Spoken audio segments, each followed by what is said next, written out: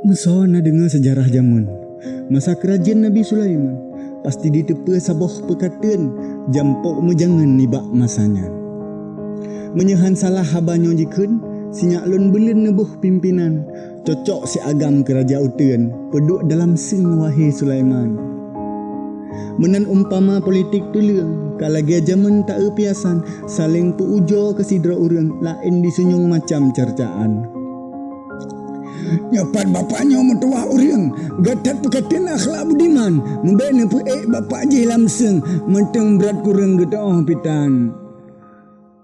Nyohana betul je salah dikeun lawan kajik dua dengan cara sopan. Hana masalah syahra mengkingkeun penting mentemeng rebut jabatan.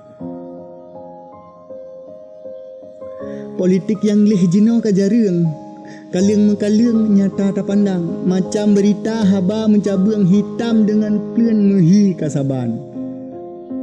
Getanya rakyat bergaduh ireng takut terlintang di masa depan.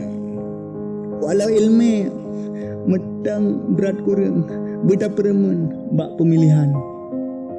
Mangat mi Aceh tak pakai udang pulamnya keung sedap tak terakan. Bek tajak patih jampok mejangan kedih dalam luang tatiak bersimban.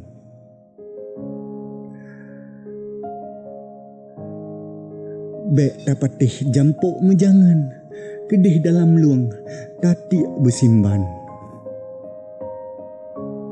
Tatiak bersimban.